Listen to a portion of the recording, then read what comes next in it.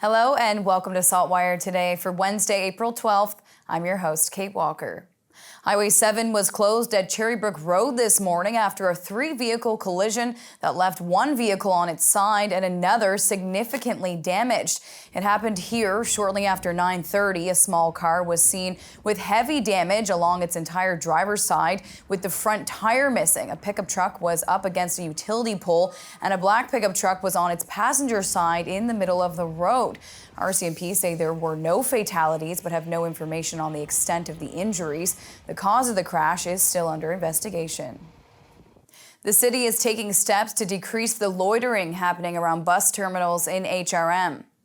Recently, HRM decided to shut off the Wi-Fi from 2 to 6 p.m. daily at the Lacewood terminal. The municipality also started closing the Mumford Terminal building from 3 p.m. to the end of Halifax Transit service. An HRM spokesperson says there's been a trend of big groups gathering and loitering at the terminals during those time periods, and that the decision to turn off the Wi-Fi is in hopes of reducing it. The measures are expected to be in place for another few months. During the 2023-2024 budget deliberations, Halifax Regional Council approved Halifax Transit's over-budget ask for service supervisors due to the increasing incidence of disorder and vandalism across the transit system.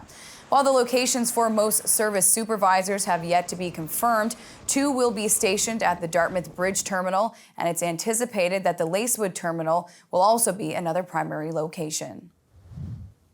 The town of Lunenburg is pumping the brakes on a plan to bring in food trucks. At a packed council meeting last night, residents voiced their concerns on the idea of bringing in a new vending bylaw that would have opened up the UNESCO World Heritage Site to 7 food trucks. Residents say it would only bring more noise, garbage, and unsightliness to the town. Some business owners who pay taxes nearby the designated site were rubbed the wrong way, while others say the food trucks match the tourism destination that Lunenburg is, and that competition is healthy. Most agree that there should have been more public consultation. The process needs to be different next time. There needs to be better consultation with stakeholders, with the residents that would be directly impacted by this especially. And, you know, having a public hearing where people have a chance to voice opinions before we're facing a pass of the motion. That's what creates tension, gets people on edge, gets to the point where people are, emotional about it. Some of the other concerns raised were the shortage of washrooms in town during crowded summer weekends. Others said that since almost all of the 30 or so restaurants in town offer takeout, food trucks are not needed. After the meeting, council sent the proposed bylaw back to staff for a good, hard second look. One family home in Yarmouth is being dubbed the Orphanage for their generosity of being a billet family to so many young hockey players. The Yarmouth Junior A Mariners hockey team wouldn't be able to operate without families like Jody and Steve Williamson, who provide a home for at least 6 players each season. SaltWire's Tina Camo has their story. When Steve and Jody Williamson of Yarmouth started billeting Yarmouth Junior A Mariners hockey players in 2014, they knew they wouldn't just be taking in 1 or 2 players into their home. Not only do they have a big house, they have big hearts. And because there weren't enough billet families at the time, they decided to take in at least half a dozen players. And they've been doing so every year since. Their billeting efforts have earned their home the nickname, the Orphanage. They've taken in 55 billets over the years, and that doesn't count the players that they've temporarily housed during training camps. One might think that feeding 6 big, hungry hockey players would be intimidating and stressful.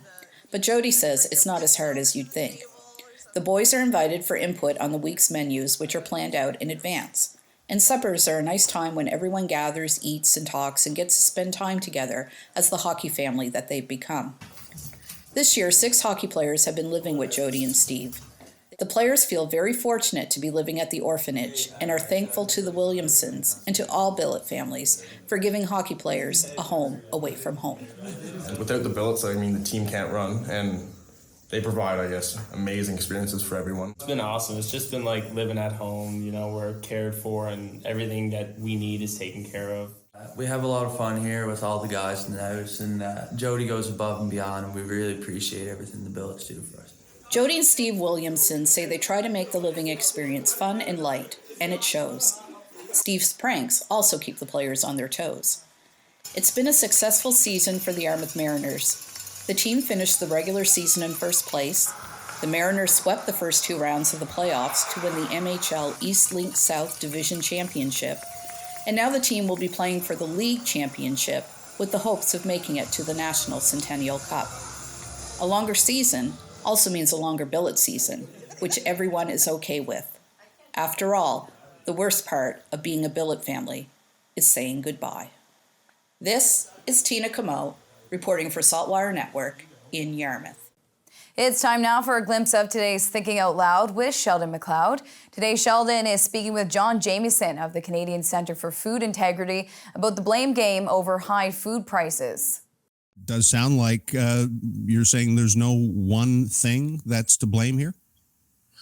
I think the reason I penned the opinion piece is because in reading through articles in newspapers, opinion pieces, interviews that we see, there's a fair bit of finger pointing going on. And I think when you actually do a fairly heavy analysis of what's happening in food prices, finger pointing really doesn't get you anywhere and really doesn't explain what's going on. So, there's a number of factors with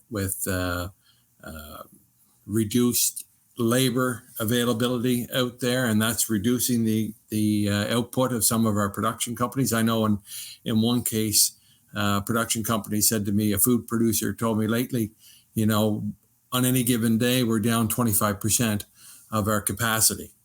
And then you have the war in Ukraine, you have climate change effects, you have inflation for farmers, you have avian influenza. There's just a number of factors that have come together that have really increased the price of food. So rather than finger pointing, we're thinking people should inform themselves, and then we need to think about what are the things that we need to do to make a more resilient food system. And for Sheldon's full conversation, head to the opinion section of saltwire.com. Time now for the Atlantic Sports Wire, presented by Scott Squires. A U13 hockey team from Nova Scotia made history recently, and assistant coach Taylor St. Peters joined the Atlantic Sports Wire to talk about the electrifying experience. Taylor, congratulations on you and the Metro West Force Warriors winning gold at the U13 Atlantics, the first ever. How's it feel? It feels absolutely amazing to be a part of this team that created history for Nova Scotia. What was going through your mind when the buzzer sounded and you were champions? Oh my goodness, I was speechless. There was no words to even describe the feeling that I was feeling for the girls. Not only was I excited for us, but they're the ones that did the work. They put in the time and the effort to be able to become champions, and I was just so happy for them. You can check out my full conversation with Taylor by clicking the video tab at saltwire.com and by visiting the SaltWire YouTube channel. In Halifax, I'm Scott Squires for the Atlantic Sports Wire. Thank you, Scott. On to weather now to see what's coming up in the forecast. We're going to check in now with our weather specialist, Alistair Alders. Thanks, Kate. Well, a bit of a reality check today after reaching the mid to high teens yesterday. It was a lot cooler today, although temperatures were near the seasonal average, but there were more clouds in our skies, and as you can tell, it was a breezy day in HRM, all thanks to a trough moving towards eastern Newfoundland, but won't take long for the sunshine to return and the double-digit temperatures. This evening, we will be near 7 degrees with mainly cloudy skies and a low chance of showers and drizzle, northwest winds 20 to 40 kilometers per hour. And then tomorrow, we're waking up to lots of sunshine in the morning, starting the day a bit chilly near 4 degrees. And in the afternoon, once again, there will be a temperature difference tomorrow. We will have mainly sunny skies, but the high will be near 16 degrees. Further inland, likely in the city, northward, right along the coast, will be closer to 7 or 8 degrees. So there will be a bit of a temperature difference tomorrow. Winds in the afternoon gusting 15 to 30 kilometers per hour. We will have this nice stretch of weather continue right through the upcoming weekend. Lots of sunshine in the forecast, and with winds, for the most part, out of the north and northwest. Most of HRM will see temperatures in the double digits Friday through the upcoming weekend, so not looking bad at all, especially for April standards. Kate. Thank you, Alistair. That's all for now. For more extended video and full online articles, stay tuned to saltwire.com. And you can find us on social media. I'm your host, Kate Walker. Thank you for joining us, and we'll see you back here tomorrow.